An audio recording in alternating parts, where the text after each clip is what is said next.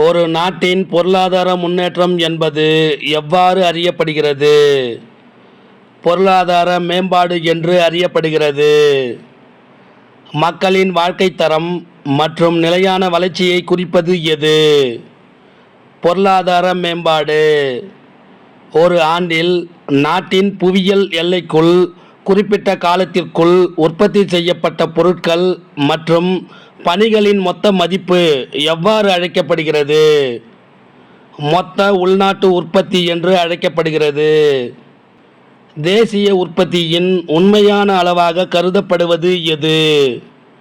நிகர நாட்டு உற்பத்தி, அதாவது NNP. நாட்டு வருமானம் என்று அறியப்படுவது எது? நிகர நாட்டு உற்பத்தி. நாட்டின் மேம்பாட்டை அளவிடும் சிறந்த குறியீடு எது? தனிநபர் வருமானம். நாடுகளின் மேம்பாட்டை அளவிடுவதற்கு மிக முக்கியமான காரணி எது? வருமானம். பொருளாதார மேம்பாட்டின் குறியீடாக கருதப்படுவது எது? நாட்டு வருமானம். நாட்டின் தலா வருமானம் எவ்வாறு கணக்கிடப்படுகிறது?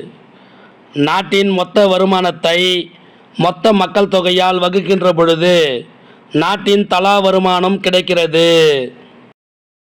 சராசரி வருவாய் எவ்வாறு அழைக்கப்படுகிறது? தலா வருமானம் என்று அழைக்கப்படுகிறது.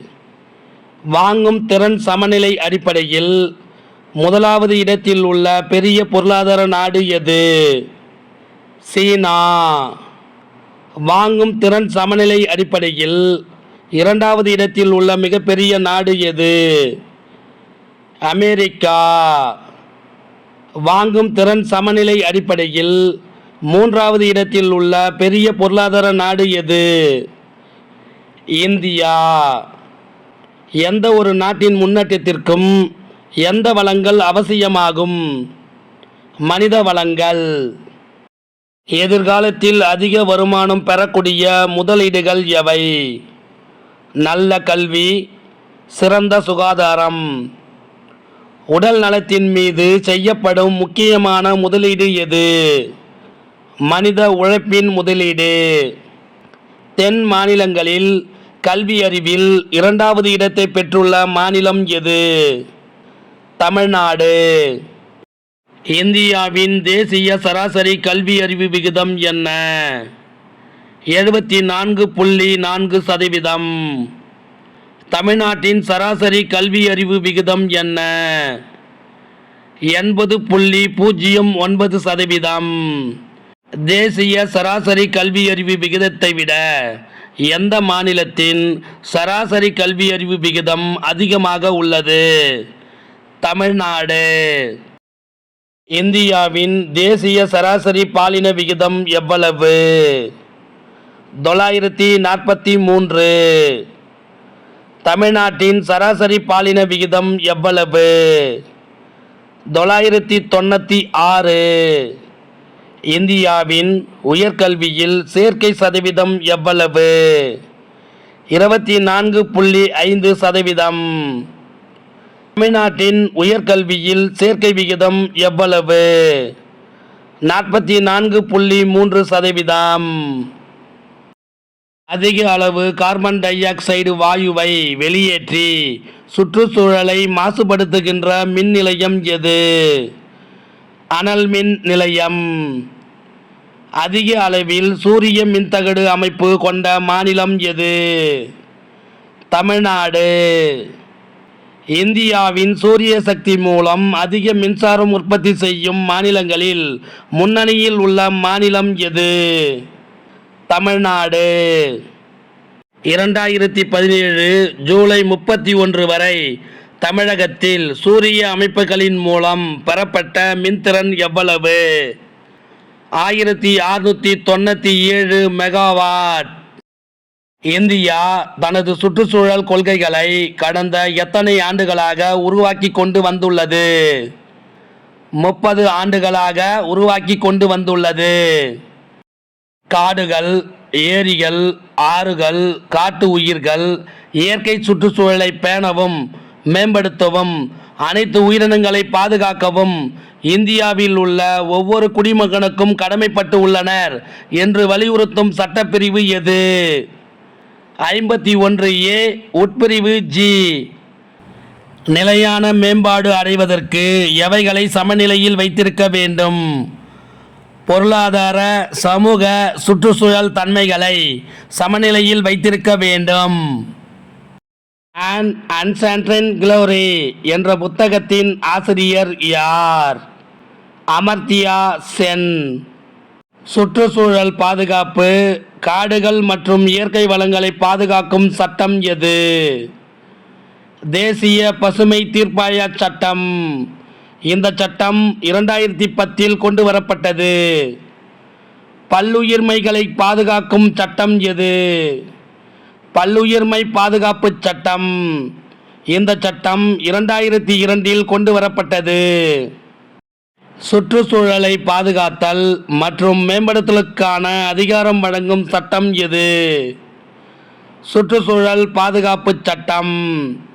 இந்த சட்டம் 1986 கொண்டு வரப்பட்டது.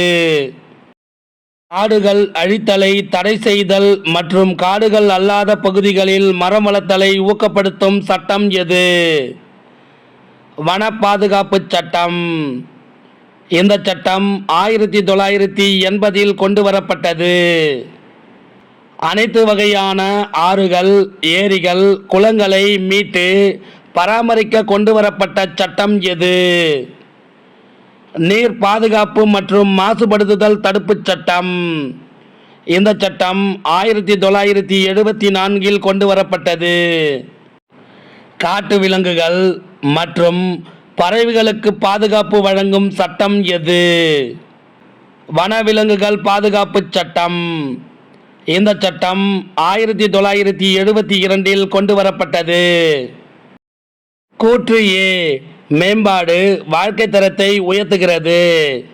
காரணம்: மக்கள் அதிக வருவாய், சிறந்த கல்வி, உடல் நலம் மற்றும் ஊட்டச்சத்து குறைந்த வறுமையை பெறுவார்கள். கூற்று மற்றும் காரணம் இரண்டும் சரி, மற்றும் காரணம் கூற்றை விளக்குகிறது.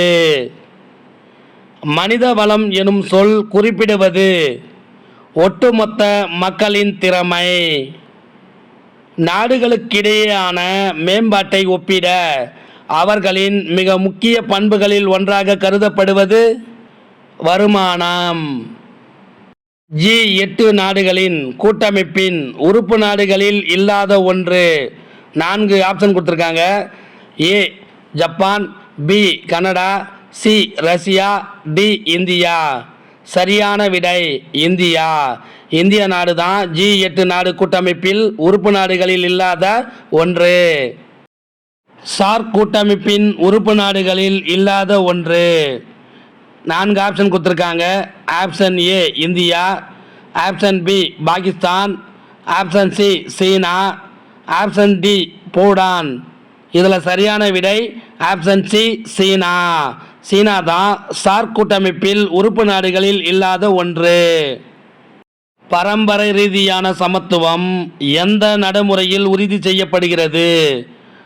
4 ஆப்ஷன் கொடுத்துருக்காங்க. ஆப்ஷன் A தொழிற்சாலை, ஆப்ஷன் B பொருளாதார மேம்பாடு, ஆப்ஷன் C நிலையான மேம்பாடு, ஆப்ஷன் D பொருளாதார வளர்ச்சி. சரியான விடை ஆப்ஷன் C நிலையான மேம்பாடு. மனிதவள மேம்பாட்டு குறியீடு கணக்கில் பின்வரும் எந்த பரிமாணத்தை எடுத்துக்கொள்ளவில்லை? 4 ஆப்ஷன் கொடுத்துருக்காங்க. ஆப்ஷன் A பாலினம், ஆப்ஷன் B உடல் நலம், ஆப்ஷன் C கல்வி, ஆப்ஷன் D வருமானம். சரியான விடை பாலினம். இந்தியாவில் அதிகபட்ச சூரிய ஆற்றல் உற்பத்தியை செய்யும் மாநிலம் எது? 4 ஆப்ஷன் கொடுத்துருக்காங்க. Option A Tamil Nadu, option B மேற்கு வங்காளம், option C Kerala, option D Andhra பிரதேசம். சரியான விடை ஆப்ஷன் A தமிழ்நாடு. பல ஆண்டுகளின் உபயோகத்திற்கு பிறகு தீர்ந்து போகும் வளம்.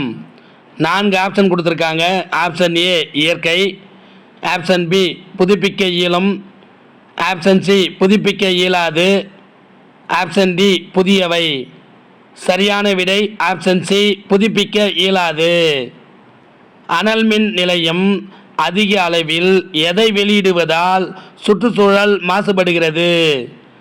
4 ஆப்ஷன் கொடுத்துருக்காங்க. Option A oxygen, option B nitrogen, option C carbon, option D carbon dioxide. சரியான விடை option D carbon dioxide. கூற்று நிகர தேசிய உற்பத்தி என்பது தேசிய உற்பத்தி அளவின் உண்மை மதிப்பீடாக கருதப்படுகிறது. காரணம் இது தேசிய வருமானம் என்று அழைக்கப்படுகிறது. கூற்று மற்றும் காரணம் இரண்டும் சரியானது மற்றும் காரணம் கூற்றை விளக்குகிறது.